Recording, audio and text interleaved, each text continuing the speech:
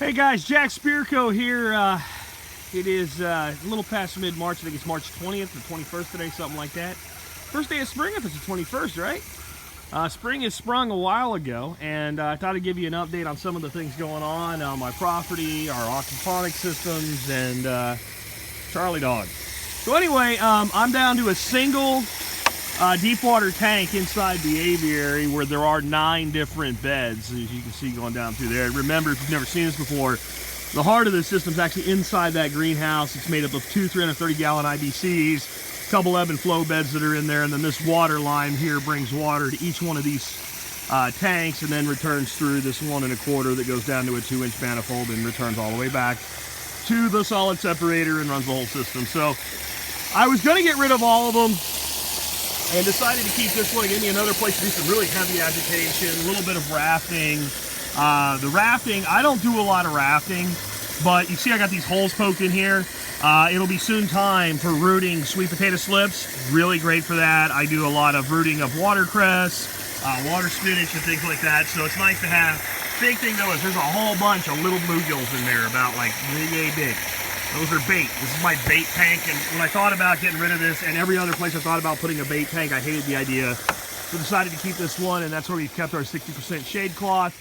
Shade cloth is removed from the rest of the aviary. When we get into midsummer and it gets really hot, we'll put 30% shade cloth on there.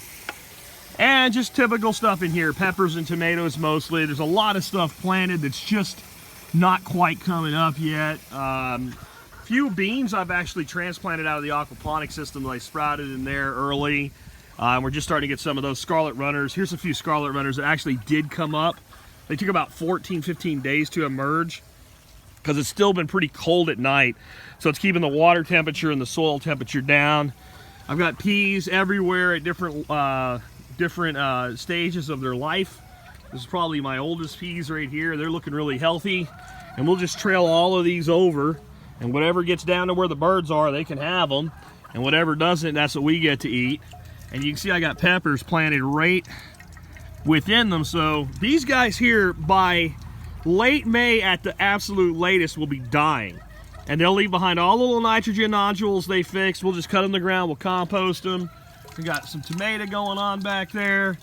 More Scarlet runner bean. We got Scarlet runner beans everywhere. We got squash planted, vining squashes everywhere. The broccoli is really rocking, except for some reason, this poor little plant here just is not doing like its brothers. But you can see we're starting now to put on heads on our broccoli. And as little as those guys are, I'd say this one here will be about like that in another week and a half. And that'll probably be our first one that we get. But broccoli's looking really strong. Get more Scarlet runner beans. These will all be trained up the back. You can see nasturtiums coming up. Got my mason bee house is up. Bees will be here soon. Leafcutter bees coming later in the year. I've got the golden beets that we've planted just from, this is grocery store planting these beets. These are just baby golden beets. We plant them, we keep taking the greens off of them until they decide that they've had enough of it and try to go to seed, then we pull them out and eat the beets. So we buy the beet, grow the beet to twice its size, and get greens off it for 2 or 3 months before we end up eating the beet. Some bell peppers, more tomato action going on here. That's a German Johnson tomato. Again, we have, they're really starting to come up now. We have these Scarlet runner beans. They're one of my favorite beans everywhere. Hummingbirds love them. I'm sure the mason bees will love them. And just starting to look really good in here. Lettuce. I don't know how many times I've cut lettuce off of this group of, this is, I don't even remember which one this is, which brand of lettuce this is, but salad bowl, I think. And it just keeps coming back. Here's the one we cut most recently. Some jalapenos, tomatillos. I got a bunch of tomatillos in here, and they are just rocking already. And they love heat, man. So when it warms up, they're gonna really take off. I missed them in some other places. I got a few cucumbers coming up in a few different spots. And the cucumbers, I actually bought those. More peppers. These are the beds that were just converted, so the least amount in them. It's the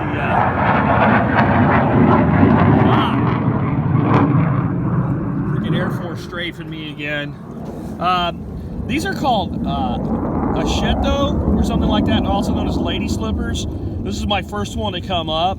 They're kind of a funky looking seed. They grow a plant that's actually a relative to tomatoes, but it tastes more like a pepper. They get about the size of a small jalapeno, and they kind of taste like a cross between a sweet pepper, but kind of the outer part of a tomato, and they're hollow. They're really good stuff, and they're supposed to be a huge vine. So I've got a bunch more of those in pots, but this guy here is an early riser. We'll see how they do. They like heat, so it's a bit early for them yet. And just our last one with some tomatoes and peppers. I've got a whole bunch of other stuff so through these beds, chives, arugula, things like that coming up. So that's how we're doing in here so far, and I think it'll be just like last year. It looks pretty good now, but give it another month and you'll have vines up hanging everywhere and what have you, and that's always an exciting part of the year. And I got a lot going on the property, but just this in the greenhouse produces a lot of food, probably more than we can actually eat. I don't know if I ever showed you guys this. This is how I do composting. So all of our compostables go into one of these 21-gallon paint trays, or concrete trays, and we just keep doing it till it's almost full, and then we put a second one in.